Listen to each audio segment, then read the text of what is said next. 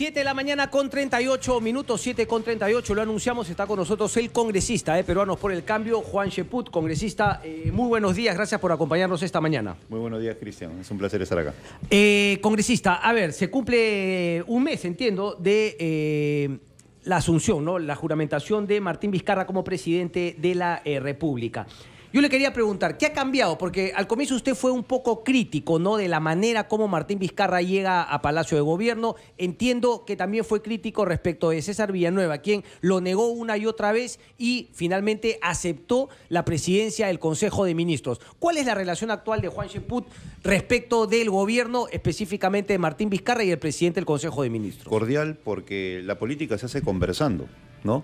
Lo más difícil en política, o mejor dicho, aquello que puede llevar a algún tipo de acuerdo, tiene que ver con las conversaciones, y nosotros hemos tenido varias reuniones, tanto como el Premier, y en el caso del presidente, hoy día es la segunda reunión, en la cual no solamente hemos aclarado las cosas, sino que el propio presidente ha dado una demostración clara de que la bancada de gobierno es la bancada de Peruanos por el Cambio. ¿Cómo? Lo ha dicho en diversos medios de comunicación y también con las actitudes.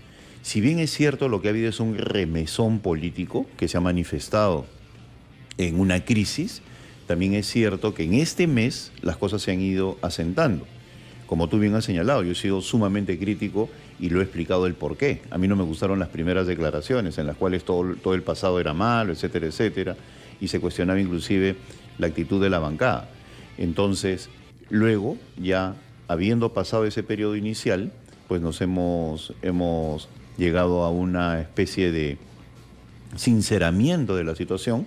El presidente es consciente que necesita una bancada y nosotros somos conscientes que esta es la segunda etapa del mismo gobierno, con sus matices, sus diferencias, sus estilos, sus ajustes al plan de gobierno, lo cual también es político y obviamente ya la situación ha cambiado. El gabinete, digamos, hubo nombres que lo sorprendieron y finalmente, por ejemplo, se cuestiona mucho el señor en justicia, Salvador Heresi. ¿Usted tenía algún tipo de duda respecto, más allá de que Salvador Heresi es parte de, digamos, el oficialismo, de la bancada oficialista de Peruanos por el Cambio? Claro, pero no lo debemos ver como una cuota, ¿no? Porque el mismo Salvador señaló de que él había tenido algún tipo de... ¿Pero siente que no han habido ningún tipo de cuotas en el gabinete, en el primer gabinete? Bueno, yo lo que creo es de que Salvador sí es una persona representativa, es el secretario general de Peruanos por el Cambio. Ok. O sea, eso es indiscutible, que es una persona que al frente de la Comisión de Justicia ha tenido una labor adecuada y hay que esperar que se asiente en el Ministerio de Justicia para poder evaluar su función, ¿no? Y en el otros casos, el tema del Frente Amplio, la ministra La Rosa no siente que ha habido un tema de cuotas y quizá no en Fuerza Popular, pero por lo menos un visto bueno, una luz verde de Fuerza Popular y también el veto respecto de otros nombres que aparecieron inicialmente como posibles candidatos a ser ministros. Bueno, lo que pasa es que en un inicio aparecía la figura del Mercuba como el probable ministro de Economía y yo señalé que eso hubiera sido equivalente a rotular, a ponerle un semáforo pues al gabinete como fujimorista, porque el Mercuba, si bien es cierto, es una persona que tiene las cualidades personales y profesionales como para ser ministro, es una persona completamente identificada con el fujimorismo. Y esto le iba a dar al gobierno una percepción como que había una especie de pacto, ¿no?, como consecuencia de la vacancia de Pedro Pablo Kuczynski. Eso se superó. Ahora, o sea, un pacto hacia atrás, en el sentido de que, bueno, se manejó, se cocinó la salida de PPK, de Pedro Pablo Kuczynski, y ahora estamos devolviendo un poco los favores. Entonces, eso se aclaró que no había sido así, el Mercuba ya no apareció en el horizonte, y yo lo que señalaba era, si aparece el Mercuba u otro fujimorista así connotado en el gabinete, pues obviamente ante la opinión pública eso va a significar que está gobernando el fujimorismo. El presidente lo entendió así, ya ha colocado una persona más independiente, con las mismas cualidades técnicas, y eso se superó. Entonces, no podríamos estar hablando de una especie de reparto entre las fuerzas que promovieron la vacancia. Lo que sí es positivo es que hay ministros que yo creo que sí están generando una marcha positiva, ¿no? ¿Cuál es, por ejemplo? Por ejemplo, Cristian Salas, el ministro de Trabajo. Es una persona a la cual yo conozco desde hace años. Y es una persona que conoce del tema, con lo cual se le devuelve a trabajo la dimensión que se requiere, en el sentido de que no es una variable dependiente del sector economía, ¿no? Sino es un ministerio con vida propia que puede hacer mucho en aras de disminución de la informalidad, de recuperar derechos para trabajadores, de mejorar la autoridad de trabajo. Y aún más, cuando uno lee sus entrevistas, uno se da cuenta de que es una persona que conoce, lo cual que es... conoce y está centrada, por más que la que vino con una serie de críticas previas, ¿no? Justamente por tirarse hacia un lado, que había sido asesor de Javier Neves. ¿Y qué problema hay? Javier Neves es uno de los mejores laboralistas del Perú. Bueno, pues, pero es el temor de algunos justamente empresarios que creían que iba a ser un problema para la flexibilidad laboral que tanto se reclama. Yo le diría a los empresarios que no todo es un tema de flexibilidad laboral y que un ministro como Cristian Salas casualmente va a decir, si queremos flexibilidad tenemos que mejorar la autoridad de trabajo. ¿Qué significa la autoridad de trabajo? La supervisión. Al mejorar la supervisión, se genera un círculo virtuoso que promueve la informalidad y eso no significa rigidez. Entonces, lo que ha habido en el Perú, sobre todo en el gobierno de Ollanta-Humala, es que se entregó el sector trabajo a la economía. Entonces, el ministro de Economía era el que definía qué era lo que se tenía que hacer en materia laboral y me consta, no voy a decir los nombres de los ministros, que el Ministerio de Economía le imponía hasta los directores en salud al Ministerio de Trabajo, es decir, desapareció. Ahora, eso se va a recuperar y yo creo de que va a adquirir una nueva connotación al sector trabajo para disminuir la informalidad. Trabajo es uno, ¿cuál más es otro de los que, digamos, lo dejan satisfecho? Creo yo que las carteras en este caso la misma cartera de Economía que está planteando una reforma tributaria. David Tuesta. David Tuesta, y luego el propio presidente como líder de este equipo, yo creo que su cambio de discurso en el cual está planteando una reforma política que el Perú necesita. ¿Me habla del presidente Martín Vizcarra o el presidente del Consejo de Ministros? Como jefe del equipo, el presidente de la República, he señalado, ¿no? Martín Vizcarra, que yo creo que es el que tiene que liderar y ahora el premier Villanueva es el que tiene que ajustar todas las piezas. Mira. Pero un cambio de discurso, ¿por qué? ¿Que era necesario respecto de lo que había dejado sin discutir, sin plantear Pedro Pablo Kuczynski? No, lo que sucede es lo siguiente, y yo lo digo con absoluta contundencia. Cuando se quejan del gobierno pasado no podemos olvidar esa variable llamada fujimorismo. El fujimorismo, por más que diga nosotros no hemos hecho ningún problema, no hemos sido obstruccionistas, por supuesto que sí. El fujimorismo ha sido un factor clave en esta crisis, a partir del encono contra Pedro Pablo Kuczynski. ¿Y cuál es la demostración? Que hoy estamos viendo cómo en la Comisión Lavallato ya no hay quórum. El día de ayer ya no asistieron los fujimoristas. Antes iban mañana, tarde y noche, presentaban papelitos contra Pedro Pablo Kuczynski, hacían conferencias de prensa, lo llamaban todos los días, hacían escándalo, Lavallato hoy día, Lavallato mañana, Lavallato en Semana Santa, Lavallato hasta el cansancio. Y ayer no hay quórum, ¿no? Por esas cosas del destino. Se cita a la señora Rosa María Bartra, va Gilbert Violeta y no se aparece nadie. Llega tarde Vitocho, que seguramente tenía otra cosa que hacer, porque Vitocho sí es un congresista muy ocupado. Luego llega más tarde Mauricio Müller y ni un fujimorista. Seguramente están preocupados porque tienen a la mitad de los parlamentarios metidos en procesos legales, judiciales, de escándalo, ¿no? Que eso es una vergüenza. Pero la cosa es que no fueron, en este caso, a la Comisión Lavallato. Y ese es un problemón que tiene Keiko. Keiko en estos momentos es responsable de que casi la mitad de su bancada esté inmersa en una serie de escándalos. Obviamente saldrán los politólogos, los opinólogos a decir, no, el fujimorismo es maravilloso, es la solidez, es la base de la democracia. No es así. Si ha habido una crisis, es por responsabilidad de este fujimorismo que entendió que el capricho, el encono y el ensañamiento contra Pedro Pablo Kuczynski era una forma de revertir los resultados electorales. ¿Y por qué no lo sigue haciendo con Martín Vizcarra hoy? Porque yo creo que ya cumplió su objetivo, pues, o sea, el problema era personal contra Pedro Pablo Kuczynski, y ahora se han dado cuenta con la caída en las encuestas de que están a punto de hacer el ridículo. Keiko ha pasado de 40 y tantos a 19% de aceptación popular, con lo cual la gente dice que no está de acuerdo con ese comportamiento.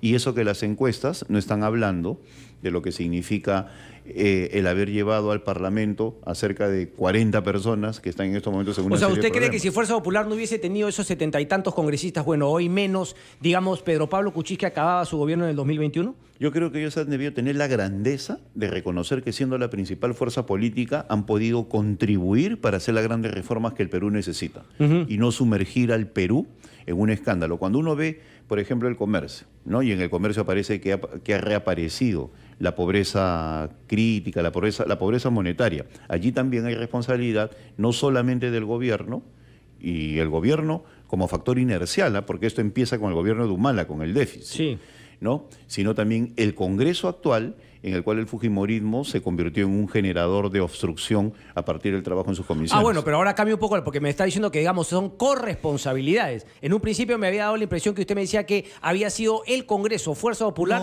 la causante de la salida y caída de Pedro Pablo Kuczynski. También nosotros hemos cometido errores. No, yo hablo del propio Pedro Pablo Kuczynski, más que de la bancada oficialista. O sea, ¿no era acaso Pedro Pablo Kuczynski, digamos, un símbolo de lo que era el conflicto de intereses, de no ser un político transparente y estando en la presidencia de la República? Algo que también se le podría achacar, obviamente, a la lideresa de Fuerza Popular, pero sin embargo, ella no era presidente. Mira, yo creo que Pedro Pablo Kuczynski cometió muchos errores y el principal, despreciar a la política. Eso lo he dicho en más de una oportunidad, y siendo él presidente, ¿no? Yo no soy de los que cuando eres presidente soy un sobón ni cosa por el estilo, lo he demostrado, siempre me manejó con independencia. Y yo creo que el principal error, inclusive lo ha dicho Salvador Jerez en una entrevista, era de que uno le decía, oye, las cosas son así del punto de vista político. Y él no le hacía caso. No, simplemente pensaba de que podía estar con sus amigos y bueno, ahí están los resultados. Pero aún así, no es para que el Congreso actúe con el ensañamiento que ha actuado, que le ha generado al país una crisis de la cual ahora, con la actitud de Martín Vizcarra y de César Villanueva, tengo que reconocer, está levantando. Y lo positivo del presidente, del Consejo de Ministros y del presidente de la República es que aprovechando esta nueva actitud de la población, de los medios de comunicación y de la propia clase política, están impulsando un conjunto de reformas que yo creo que van a ser vitales para mejorar la situación. Ese conjunto de reformas necesitan del apoyo de Fuerza Popular. ¿Es posible contar con el apoyo de Fuerza Popular sin estar rendidos a los pies de Fuerza Popular, como plantean algunos analistas? Porque algunos plantean que es inmanejable o se es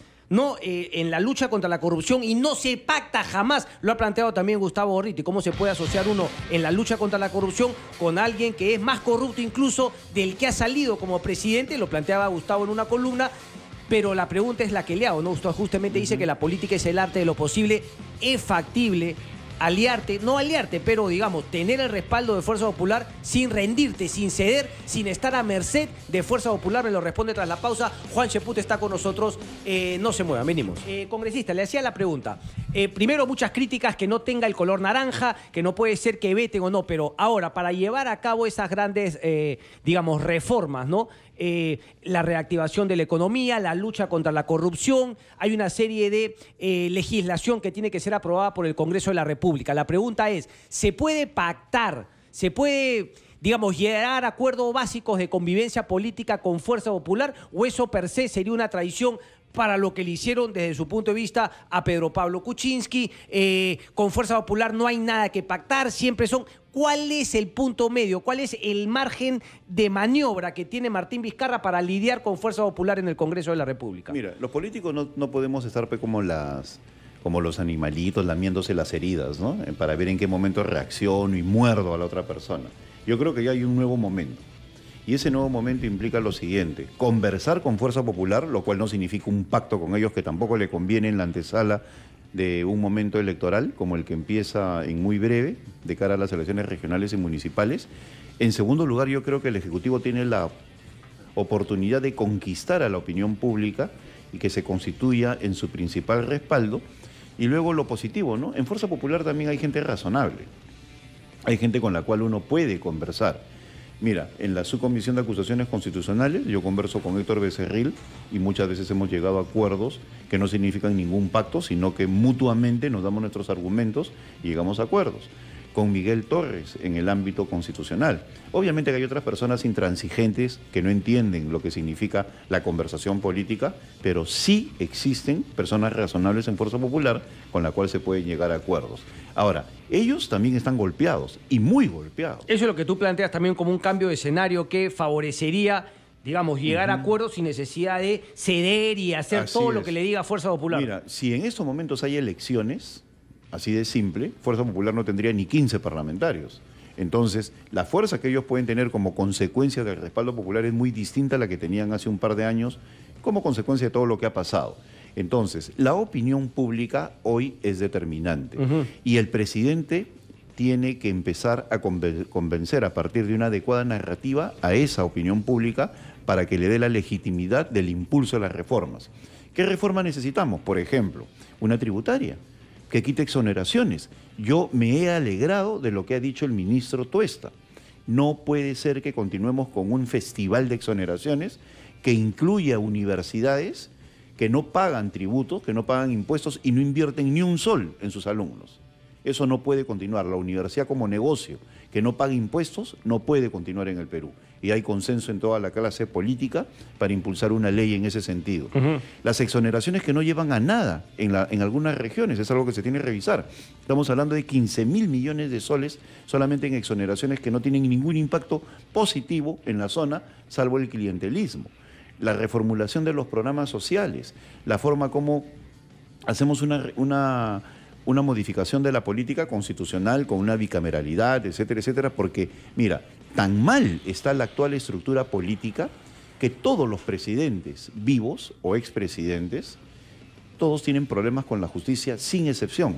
Si eso no significa que el marco constitucional esté enfermo, pues entonces, ¿qué tendría que pasar para que nos demos cuenta que necesitamos un cambio en nuestra estructura política? Mira lo que está pasando en el Congreso ahora con las 40 personas que tiene Fuerza Popular, 40, 50, ya no sé, todos los días sale uno nuevo, que tienen problemas con la justicia. Entonces, algo se tiene que hacer para que de esa manera evitemos. Pero eso tampoco viene por propuestas pintorescas, ¿no? Como eliminar la inmunidad parlamentaria y cosas por el estilo, que todos los constitucionalistas han dicho que eso no sirve para nada, sino pensar, la inmunidad es cuando ya estás adentro del Congreso. Entonces siempre pensamos en cómo votar a los congresistas. El problema no es cómo votarlos, el problema es fijarnos en la puerta de entrada. ¿Qué controles tenemos que poner para que no ingresen sinvergüenzas a buscar en el Congreso protección a sus juicios? Porque entonces, ¿qué es lo que sucede? Personas como X, Y o Z que tienen problemas con la justicia, ¿qué hacen? Postula al Congreso. ¿Para qué? Para salvarme. Entonces, el problema está en la puerta de entrada, no en quitarle la inmunidad a los parlamentarios. Porque si le quitamos la inmunidad a los parlamentarios, cualquiera le va a meter un juicio y lo va a paralizar. Entonces, gente valiosa, como Víctor Andrés García Belaúnde, que se enfrentó a Orellana, que se enfrentó a la mafia de Chimpún Callao, con Alex Curia, el famoso peaje del aeropuerto, lo hubieran paralizado. Le hubieran dicho, ¿sabes una cosa? Te meto un juicio, lo paralizan, lo sacan, ya no puede fiscalizar nada y no hubiéramos podido hacer nada, ¿no? ¿Podemos esperar ese tipo de reformas del Congreso de la República o digamos únicamente que se le puede plantear, teniendo en cuenta la mayoría fujimorista, es que, bueno, lleguen a acuerdos básicos de convivencia con el Ejecutivo y el Ejecutivo puede hacer estos temas, pero ¿le alcanzará eso a Fuerza Popular para cambiar el perfil de cara al 2021? Porque claro, cuando uno analiza, por ejemplo, algunas reformas, algunos dicen, incluso hablan de antirreformas, ¿por qué finalmente no se tipifica el tema de financiamiento en campañas políticas como delito? O sea, ¿esas grandes reformas de parte del Congreso no van a venir? Mira, el fujimorismo tiene que empezar a pensar de que ellos no son propietarios de las comisiones. Y te doy un ejemplo. Un proyecto de ley que yo presenté hace ya casi 2 años, que tenía que ver con la profesión del defensor del pueblo. Es decir, según la Constitución, el defensor del pueblo solamente puede ser abogado. Yo decía, si es abogado, entonces gente como Enrique Bernales, como Max Hernández, ¿no? Como un ex sacerdote, ¿no puede ser defensor del pueblo? ¿No? Un ingeniero notable, qué sé yo. O sea, solamente tiene que ser abogado. Se presenta la reforma constitucional, cuenta con el apoyo de la mayoría de personas, tanto en el Congreso como fuera, y la Comisión de Constitución, en este caso con la presidencia de la señora Úrsula Letona, no evacúa el dictamen. ¿No? ¿Por qué? Por capricho, porque un asesor, ¿no? Pierre Figaria, Navega, le ha dicho no saques nada de la oposición, qué sé yo, no lo sé. Pero si el fujimorismo sigue pensando así, que es el propietario de la Comisión de Constitución, pues la opinión pública va a seguir diciendo, estos señores no dan la talla para ser gobernantes. Porque la democracia no es imponer los votos. La democracia significa gestionar lo que piden las minorías. Esa es la grandeza. La democracia se inventa como régimen para darle voz a las minorías y presencia en la diversa discursiva del Estado o del manejo de la cosa pública. Congresista, cortitas nomás, porque el tiempo nos gana, pero la ley que ha planteado Mauricio Mulder, el proyecto de ley que ha planteado Mauricio Mulder o Richard Acuña, su punto de vista. En ambos casos yo estoy en desacuerdo, porque significaría limitar. Yo creo de que la militancia como prerequisito en estos momentos está dirigida a tratar de sacar de la carrera electoral. Pudiendo tener un buen propósito, no va. Además, si es que no se ha hecho finalmente la reforma integral, ¿no? Y solamente cosas aisladas. Los parches no sirven para nada. Bicameralidad que ha planteado Martín Vizcarra. Completamente de acuerdo con lo que usted yo la había planteado anteriormente. Además, yo creo que esa finalmente es una manera, ¿no? También de, digamos, gobernar, pues, no como hizo el señor Pedro Pablo Kuczynski. Claro, es cierto, Fuerza Popular también lo arrinconaba, pero tampoco venía el tema de gobernar. Yo pongo mis temas sobre la mesa del gran país. Si ustedes quieren meter cabe, yo le voy a demostrar a todo el mundo que ustedes meten cabe, porque yo tengo un norte en el cual estoy caminando hacia allá, dependerá de ustedes si me ponen trabas o no. Pero sin norte, sin querer caminar, la verdad, ese argumento, esa es la última. Y con esta termino, la figura de Daniel Córdoba, la capitulación de Córdoba ante este escándalo de haber ofrecido la cabeza de un viceministerio, ¿le parece complicado o le parece un tema secundario? Completamente incorrecto. O sea, tú no puedes dar esa demostración de debilidad desde ningún punto de vista. Y eso obviamente merece de que el premier César Villanueva hable con este señor. ¿Pero qué le parece, ¿no?, que Medina debería hacer una llamada de atención o da para algo más? Porque finalmente incluso las voces dicen, claro, nadie ha hablado de una renuncia o de cambiar, pero hablan qué mal inicio y que muestra la catadura moral de una persona que está dispuesta a poner así la cabeza de un viceministro. Yo creo que el premier César Villanueva, que es una persona inteligente y que sabe de política, yo creo, a pesar de las diferencias que hemos tenido, la amistad siempre se ha mantenido incólume con César y hemos tenido muy serias diferencias, ¿eh? Pero eso demuestra lo que es la política. Yo creo que él va a tomar las medidas del caso para todo aquel que signifique una mancha en el mensaje de la lucha contra la corrupción o contra la eficacia en el Estado. Si hay cualquier ministro que tiene actitudes como estas, o da demostraciones de que una cosa es la lucha contra la corrupción y otra cosa es lo que viene haciendo, pues yo Pero en creo este caso particular, ¿usted qué medida tomaría? Tiene que tomar las medidas de inmediato. O sea, mira, acá no es cuestión de a partir del 28 de julio, después del mensaje. Si hay algo incorrecto, se corta de raíz. ¿Qué significa se corta de raíz? Que hable con él y que tome una decisión. No lo sé, yo no quisiera llegar a eso porque eso podría significar una primera crisis en un mes y medio. Okay. Pero de que es un acto incorrecto, eso es indiscutible. Y que el premier tiene que tomar carta en el asunto, no tengo la menor duda que lo va a hacer. Juan Cheput, congresista de Peruanos por el Cambio, muchas gracias. Gracias, Cristian. Una breve pausa, 8 en punto de la mañana, vienen los titulares, regresamos. Ya volvemos con